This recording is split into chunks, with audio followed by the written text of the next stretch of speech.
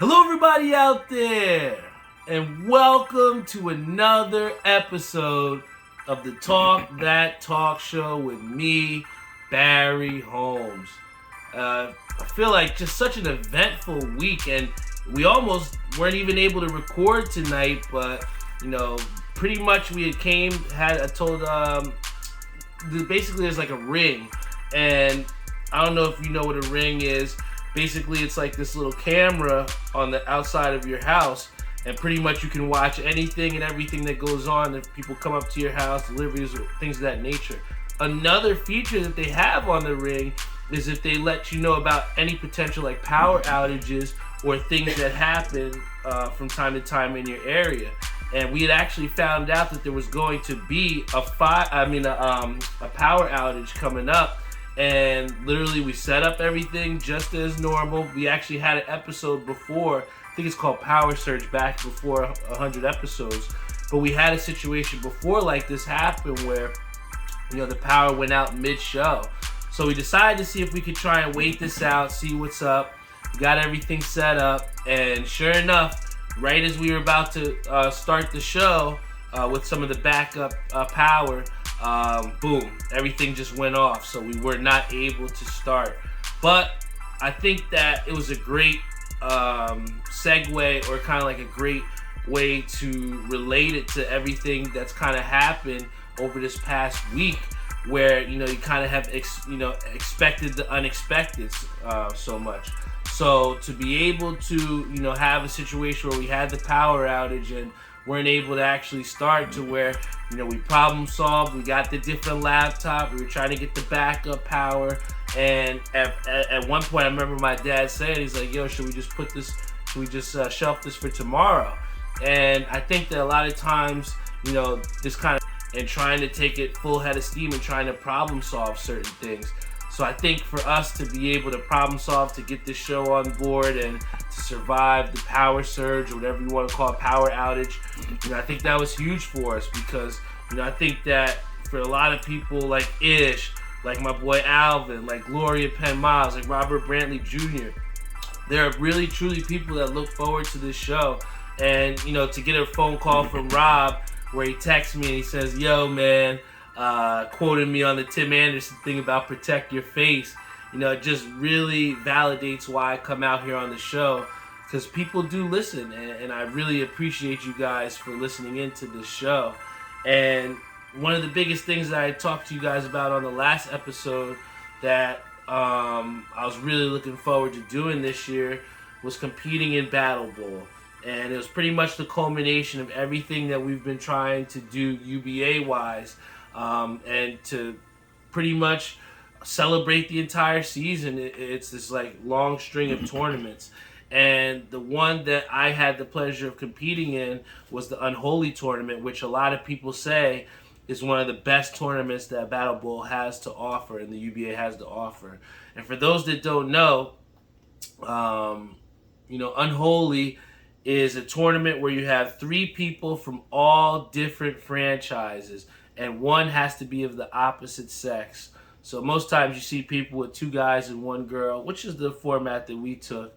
But I think that it's one of those events where you get a lot of different matchups, and you get to bowl with a lot of different people that you don't normally get to bowl with. And for me, I look forward to every year bowling with David Lee and bowling with my father, because they're both not on the same franchise as me. And each year that I've been in the UBA and competed in this event, I've progressively gotten better and had better results. And in January, I had shot my best that I ever had, and I think at one point I shot over 1,100 for five games, which is pretty good for me. So I was really happy about that, and I was ready to take the next step with this Unholy tournament. And I felt like I had some better teams too, with me, my dad, and Patty. We'll get into how we did a little bit later, but I think that coming in with a little bit new equipment as well. I got a ball for my birthday, the Black Widow Gold XR, I think XR Pearl. Love that ball. It's got a lot of down lane motion, and I can really throw the ball a lot harder and get the reaction I'm looking for. And this was kind of like almost like a test for me, because also I said before about how I picked out a new ball driller. My friend Walter, one of my teammates, he had drilled my balls for the last like 2 years, but I decided to go in a different direction and try something different to my boy Brandon Burwell, and I've seen a tremendous increase in me being able to get under the ball with the lift, because he just had the measurements right on the ball and just knows how to create a good fit for you. So, I promise you, he did not pay me to say this. I'm telling you right now, this is free advertisement, guys. If you want to get a good ball drilled, if you want to get something drilled to you, I would strongly suggest going to my boy Brandon Burwell over at Parkway Lanes. But, having said that, coming into this first set with David Lee on Friday, I think I had a little bit of the nerves. A lot of the things that I was not able to complete was getting doubles. It just seemed like I was getting spare strike, strike, and then here comes a split. So it was just super frustrating to me, because at the end of that first set, I didn't feel like I bowled terrible, but at the same time, it just wasn't enough, And I think for 4 games, I wound up only shooting like 700 something. So it definitely was not my best day. But one of the things I love about, bowling with the right people is that David Lee never, looked at me and was like, nah, man, you're trash. He just looked at me, simply said, I love bowling with you, man. And we'll get it, hopefully on Sunday, you have a better look. That's something even my girlfriend had said, too. I was a little upset with how I bowled, and she said, don't worry about it. You're going to be doing a lot better now that you know what to expect come Sunday. And I think that, having a really positive mentality going into things really allows you to have that rebound. I think sometimes when people dread the opportunity to step up or dread the opportunity to make right of the things they didn't do right, it creates for those situations where you tense up or you're not loose and you don't get the same results. So I really tried to come into this set today, my second Unholy set, with my dad, and just trying to go out there and have loose, have a good time, and just be confident. And it wound up working out for me, because I shot, I think it was like 835 or 834 over 4 games. So I think it broke out to be like a 208, 209 average over the whole tournament. But for me, that was pretty good. And when we looked at it in the overall scale, we did not place, which sucked, because we felt like we bowled pretty well, and one of our partners almost shot 300. But one of the things that I took away from Battle Bowl as a whole, and this isn't just like for the 2 Unholy spots, but I really tried to take a look around me as well and see all the different killers that we were like in surroundings with, And I think that those opportunities with these tournaments and things outside of season tour stops in the UBA, I think it's important for people to see, because, again, for me to have success where I averaged, 209 over the tournament and still be light years away from where it needs to be to cash, it's one of those humbling moments, and it just shows to you that there's definitely levels to this game, and through hard work, through determination, and making adjustments. There were certain things that I saw in my first set that I then transitioned and was able to correct in the second set, and I think that it made all the difference for my outcome. And I think when we look at things, it's very important to reflect, or it's very important to look at the things that we've done before to try and correct them and try to move past and make some different results. Because I think that at times, again, when we continue to try and forge this path and not change the way that we're forging the path and expecting different results, it's insanity. So I was very happy to be able to come out on Sunday and prove to myself that I could bowl at a high level and not be the weight down or drag the team down. And I was really happy about that. And I think that for me then relaying it back to my team and having all the respect. I mean, having literally the only DIY entry in Unholy. There was not another person from my franchise represented at Unholy, and I just tried to take that with the armor, the shield, and just represent the team in the right way. And I'm telling you, the amount of respect that I got from guys within our division, and people just having a lot of positive things to say about just our energy and our heart within the division. It was definitely encouraging. But like a conversation I had with CJ, at some point I would like to see us stop getting the Hart Award and start winning some big time matches. And it starts with the guys at the top. And I said to my team, I was like, one of the things that I think is going to really help us out is if we start to get more events outside of just season tour stops. And that's something that, from me talking to a lot of other franchise owners from Battlebowl, they said that was one of the key things that helped them to build confidence within the depth of their lineup. So for me to be able to try and relay that to my team and see if maybe we can get some changes in that aspect, I think that it will have no choice but to get better. And we have Rob says we have to change that for next year. And it's a collective effort. So I think that with Battlebowl, it's definitely a celebration of the season, but it's also that that reminder that we have the new season right around the corner, and you got to put the work in, otherwise you're gonna get left behind. So even though it was funny, when we looked at the UBA group page, they had me slated as taking 7th in the Battlebowl Unholy tournament. And soon after, like an hour and a half later, I get a text message saying that they input my scores wrong and we didn't cash. And it was like one of the most disappointing feelings, because you ride this high of like, damn, I cashed, I accomplished one of the goals that I've never accomplished, to then going back down and be like, damn, I still have not accomplished my goals, but again, trying to keep that positive outlook. Definitely took some time to myself to be upset, but you just got to come back out and grind it again.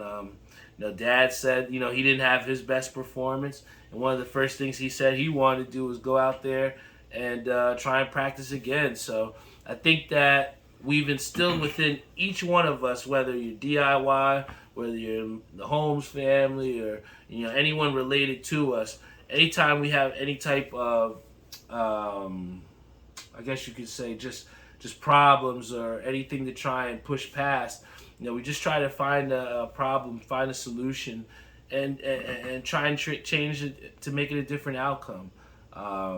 I think that all comes with experience and also a sound mind too, because if you don't have the right mental, this game and this game of not only bowling but this game of life, it can be very, very unforgiving.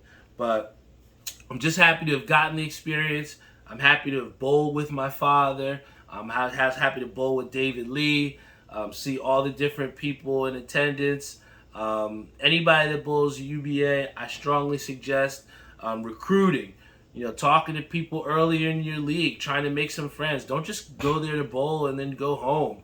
Try and make friends with some people, because when you get the groundwork laid early, then it's a lot easier to try and make lineups for Unholy, as opposed to making posts through the UBA group page and opening yourself up for some jokes.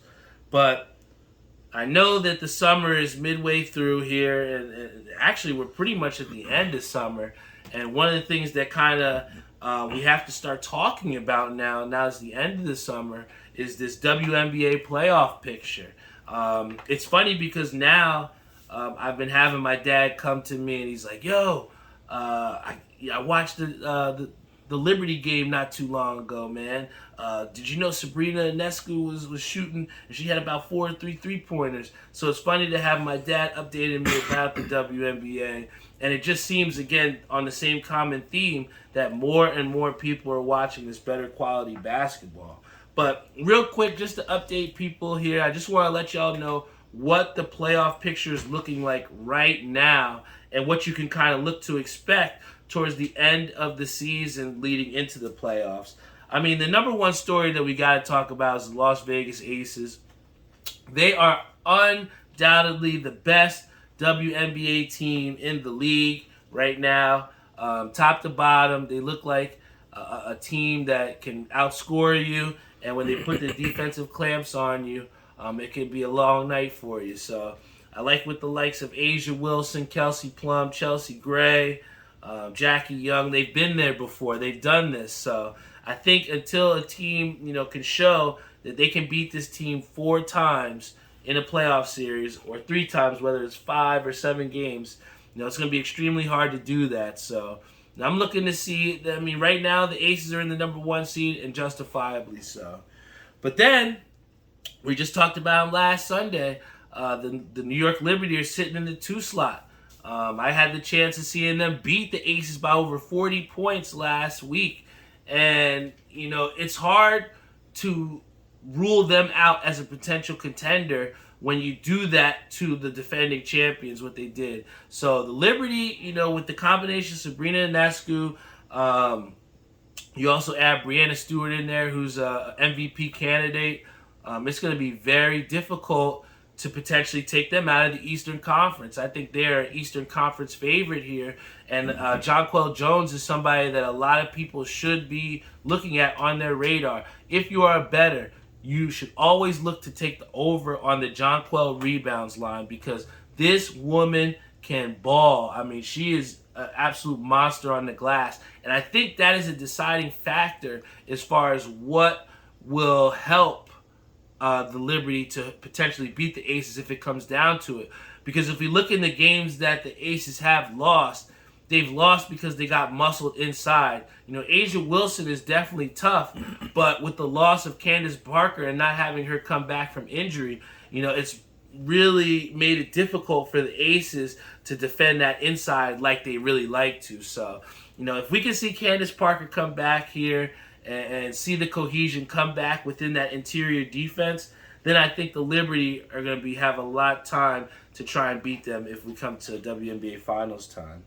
And then at the 3 seed, a lot of team that not a lot of people are talking about, but the Connecticut Sun. I really like the way Alyssa Thomas and DeWanna Bonner play. It's actually rare, but they two are married together on the same team, which I didn't know until so I think Jeff had told me. But, I mean, the combination of Alyssa Thomas, who's a walking triple-double. She's the first WNBA player to have back-to-back double-doubles. She's phenomenal. And I think that it starts with her.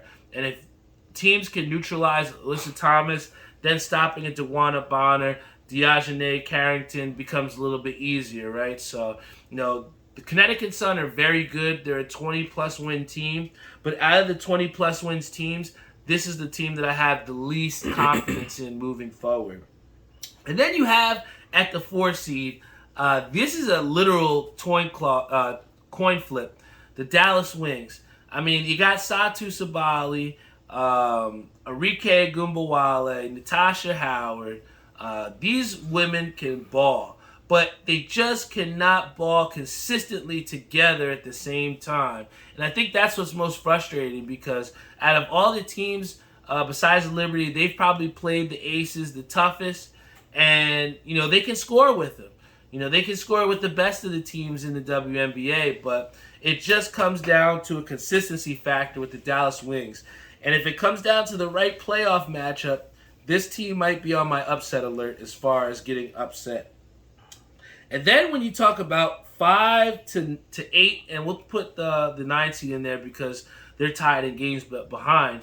But when you look at that 5 to 9, it's all separated by a total of 3 games. So this last part of this WNBA season, I want you to pay attention to these last 5 teams on the list, because these are going to be your most entertaining games because they're going to be playing for something.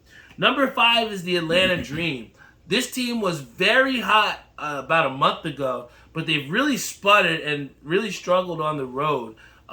You have, some really good players on that team that I like. Cheyenne Parker really helps them out inside. Alicia Gray is really good. They have some good players. Ryan Howard, a good three-point shooter. But again, we talk about the consistency, and basketball is definitely a game of spurts and a game of runs. And where we've seen is out of the last maybe 5 games from the Atlanta Dream, it just hasn't had you confident enough to believe in them playoff-wise. So I want to see if they drop even further than 5, because right now, like I said, they're the most inconsistent team along with the Dallas Wings. And then you talk about the Minnesota Lynx here at the 6th seed. Minnesota has probably had the best jump out of any WNBA team because they're one of the league's worst. And they went from a rebuilding phase to now a team that is in a playoff spot. And when you put in the veteran leadership of a Kelsey McBride, you have the center that they have, Nafisa Collier. They're a team, Diamond Miller, of the forward as well, too. They're going to be a team that's going to be a tough out. I don't think that any team is dying to play the Lynx because anytime you play the Lynx, the Lynx may not win, but they're always playing 110% effort. And I think that they're going to be a dangerous matchup for anybody that's in that 3 seed because I promise you, the Lynx have definitely turned eyes throughout this season. Anytime it seems like they're underdog, they seem to feast on it. When they lost to Nafisa Collier, they won more games than they lost, and that was their all-star player. So, guys, if you're bettors, definitely look at the Minnesota Lynx in some of those spreads because they're definitely a good team to watch out for. And then a team that we've seen that has really fallen from grace, the Washington Mystics. They're sitting at the 7th seed and still haven't really gotten over that injury from Ella Delle Donne. They have Brittany Sykes who got into the fight. I think she just came back from suspension. But they're a team that, we just have not seen them healthy too much. They've kind of had the same issue as the team in number 9 that I've talked about, that I'll talk about in the future. But it's definitely, for the Mystics, a team that I do not see or have confidence in moving forward going into this WNBA playoffs because at this time, you're seeing a lot of teams turn up and really hit that 2nd or 3rd gear and pushing through to try and get into the playoffs. And we've just seen too much inconsistency from the Washington Mystics, especially not having a full roster. And I'm sure Javi Caps will tell you on that because, with their scoring output, it's been under for a lot of their games because they just have not been able to compete and score points at an efficient level. So even though the Washington Mystics are at the 7th seed, I could easily see them dropping out of the playoff contention. And then at the 8th seed, a very disappointing team as well, too. We have the Chicago Sky. They're just a team that just can't seem to find a way to finish games. And if it comes down to a point spread, anything over, 8, 9.5 points for them, I'll take them to cover that spread. But never money line for the Chicago Sky to win a game because it just seems too often they get down to the crunch time and just suddenly forget how to play basketball. And I think that translates to a team that could potentially play their way out of the playoffs as well, too. Because what we've seen is, their star players, when it comes down to crunch time, like Courtney Williams, they're taking very contested, tough jump shots. And in the WNBA, if you can't get any type of interior scoring consistently, you'll find yourself in the loss column. And then the number 9 seed, and I say this because they're not in the playoffs yet, but they're tied record-wise with the Chicago Sky, is the LA Sparks. Now, they had similar issues along with the Washington Mystics as far as not being able to fill out a complete lineup and being hit with the injury bug, but they are starting to get healthy again, and the way Nneka Ogwumike, I can't pronounce her last name, please forgive me, but the all-star on the LA Sparks, along with Jordan Canada, they've been playing tremendous basketball right now, and they have hit stride because they've been healthier. especially with Azurá Stevens in there. She's playing amazing basketball. If you have her for points, take her on the over because a lot of people don't give her the respect that she deserves. Some people thought she should have been an all-star. But, again, with the Sparks getting healthier as this season has progressed, I can definitely see them jumping either the Mystics or the Chicago Sky. But I know I've done a lot of talking about the WNBA, but we all know I'm a huge big-time Mets fan. And one of the things that we have to talk about is just how embarrassing this New York Mets team has been. I think we were just talking about a couple weeks ago where they're saying that this team was not dumping. We were still going to be trying to compete. And unfortunately, when you see them lose 21-3 to the Braves, and when you see that they have an error in the infield, can't even field the ball in the outfield, getting shut out, having position pitchers to pitch because you can't get nobody out, it is an atrocity in New York. And any Yankee fan that has something to say, you guys, if you were in our division, you'd be in last place too with your record. So I don't want to hear this from Yankee fans about how terrible the Mets are because you guys are just as bad as we are. You're just in the American League, and that's all it is. But I just think the Mets are truly in trouble if we don't hit it with these prospects. I think by having this fire sale that we did, it has invested more in these guys, in these prospects that we have. We had Justin McPhail that says, "Go Phils, Yanks suck."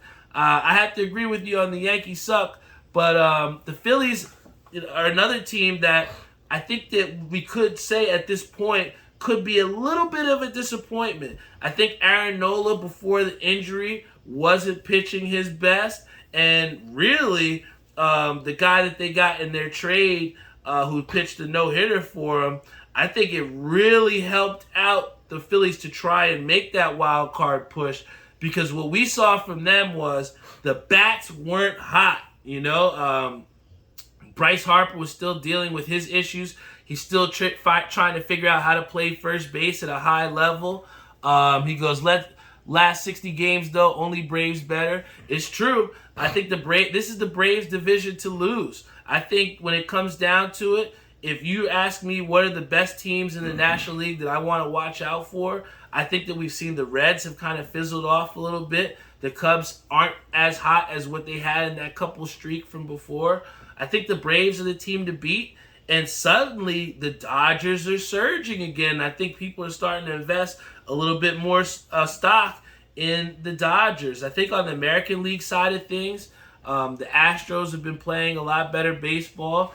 I think it might be their league to lose when it comes down to it. I think that we thought the Angels were going to be a lot better with Shohei, but unfortunately, with the loss of Mike Trout, kind of stifled their chances at trying to do anything of substance. But we got to give some credit to the Baltimore Orioles too, because what I'll say is this: out of any time that the Baltimore Orioles have had success, it always comes down to the playoffs and they just can't get over the hump, right? But I think with the way that this team is built, I think with the way that they've kind of brought the culture back into Baltimore and brought people back into Camden Yards, and the way they just keep knocking off these big-time teams. I mean, they couldn't get past the Yankees. They beat them in a series. They can't get past the Rays. They beat them in a series. I think the Orioles, as much as I don't want to invest stock in them based off of their history from before, I think with the makeup that they have pitching-wise and the way that they play baseball small ball-wise, I think that them and the Astros are the teams to beat in the American League. So those are my top 4 teams that I would have here. Another question, what do we have?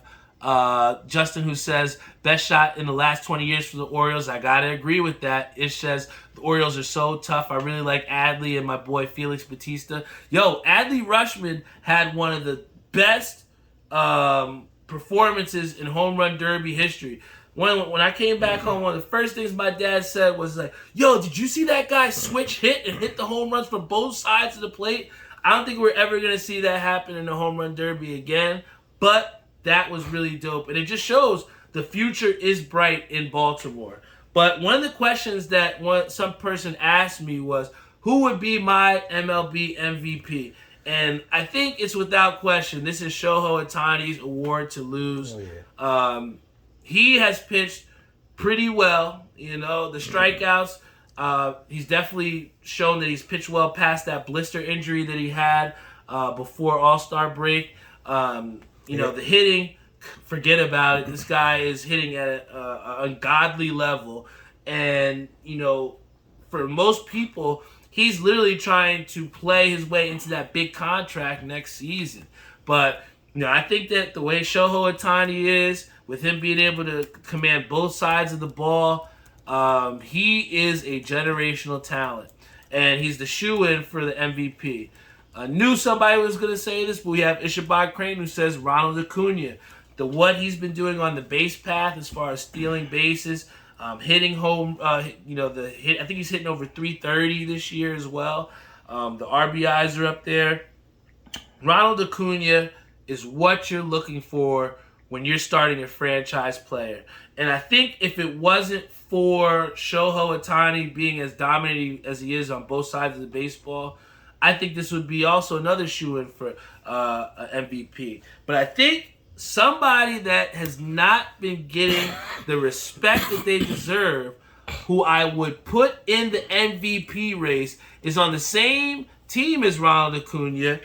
But I gotta say, let's at least give some consideration to Matt Olson. This guy's hitting 270. I know that's pretty, you know, decent. It's almost at 300. But look at this. My man is hitting 42 home runs. And he has 105 RBIs.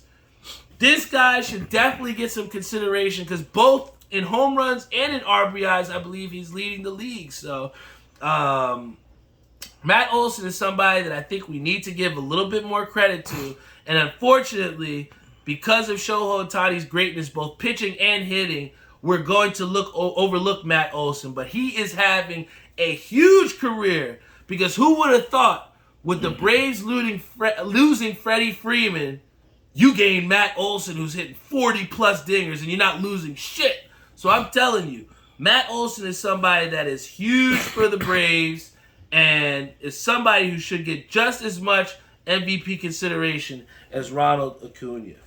And I had something that I wanted to share here. I got a hat from ECapCity. We had my boy Alvin talk about the hat that I had on here. I think this is a Spokane Indians hat, Animal Crossing inspired, the doll airplane. If you know, you know. But this hat right here was one of the first that I've gotten in a long time. And it was because of just how dope this was. I said, I need to cop this hat. This right here is the swinging Mr. Met. Yes, this Mr. Met glows in the dark. And I think my favorite part of this, not just having the team-colored hat, but the Mr. Met side patch here. Super chunky, man. Look at that. And I think one thing that is overlooked here is the metallic threading that goes with this. But this is definitely a hat that I had to cop. I haven't copped a hat in a minute. But ECapCity continues to put out tremendous heat. And I just want to thank my boy Koo for continuing to put out some fire, man. Because when it seems like the hat game has kind of died down a little bit, you know, he's still been able to create some super duper bangers. And, you know, in closing, hold on one second. But in closing, guys, I just want to thank you all for continuing to rock out with me. It's been a tremendous road this week. Again, I had some successes and I had some failures. I had some things that I wasn't happy about. But, you know, I lived to fight another day. And I think that in closing, I wanted to share with you guys a quote. Because like I said, I was feeling a little down from not being able to achieve the goal that I wanted to. I wanted to cash. And then when they posted my name up there and I thought I cashed, and then to be told that it was a mistake on the score entry, it's just a roller coaster of emotions. So I was looking for a quote to kind of pick me back up, and this is what I found. So hopefully it will provide me the same amount of relief or, just feeling better about myself a little bit. So this one says here, success is not final. Failure is not fatal. It is the courage to continue that counts. So I'll say that one more time. Success is not final. And I think that's important because when you say that, a lot of times people get success and they become complacent. They're comfortable. They're happy with just that success and think that that's the end-all, be-all. But once you have that success, you got to continue to keep pushing forward to continue to retain that and to encourage to continue that. So I think that success is not final is huge to set the stage for keep pushing, keep working. And then the next line is failure is not fatal. So you can't be afraid to fail. It's not going to be a deathly expense if you fail. You still can wake up, live to fight another day, and figure out what it was that you got wrong. So I think failure is not fatal is important for us to understand because you got to come out here not giving a shit if you fail or not. Because at the end of the day, if you learn, you did not lose. And then the final point here is, it is the courage to continue that counts. And I think the big part of that phrase is saying courage. Because I think we underestimate how hard it is to pick yourself up off the ground, to wipe the dirt off your face and go and pick it up and go fight. You know what I'm saying? I think that a lot of people, when they stay down, when they're on the ground, they stay down because it's easy for you to stay down. It's easy to just lay there and accept the failure that you're in. But it takes effort, it takes energy, it takes resiliency, it takes courage. Like it says in this statement, it takes courage to pick yourself back up and continue to fight. So above all, be courageous, guys. Don't accept failure. Get up, all right? Wipe the dirt off your body and let's go. Let's go out there and get it. So, I hope that this quote gave you enough encouragement like it gave me. And just be courageous to be resilient, man. I think that, it's something huge to be able to pick yourself back up and then look behind you and say, damn, this is where I came from, and look at me now. So, again, this show is all about, sharing the things that are on my mind, but at the same time, trying to uplift each other to go in the right direction. So, I wouldn't be doing my job if I don't come on here to try and enlighten you guys to think a little bit better about yourselves, because that's what I choose to take this route with the Talk That Talk show. And that's why we have consistent viewers. That's why we have the subscribers. And that's why we have the consistency of people that are proud to wear that merchandise and that are proud to say Talk That Talk show. One of the greatest things I had was some guy from Murder Inc. when I was outside in the parking lot after the tournament, and his thing, he says, yo, Barry, keep doing your thing. I love Talk That Talk, man. You're doing great. And that's a guy that doesn't know me from a can of paint, but he knows that, I'm synonymous with Talk That Talk show. And it just speaks to the value within this brand. And it would only be as valuable as it is if it wasn't for my consistency and your consistency and continuously supporting me in whatever I choose to make of this show. So thank you guys so much. I wouldn't be here if it wasn't for you. I didn't have the results that I wanted this week, but you know what? We're going to continue to be courageous. We're going to pick ourselves up and just keep fighting, man. Big shout out to my boy Becker, who's always, grinding and a perfect example of, trying to chase your dreams, trying to chase your goals. Because, guys, that shit is hard. You know what I'm saying? It's hard to continuously fight for something that you're not getting immediate results from. But you have to believe in yourself, and you have to believe in the outcomes that you are seeking through the work that you are putting in. So, all good things come through hard work, And that's what we're going to continuously do with this Talk That Talk show. I love you all, and I will see you all next week.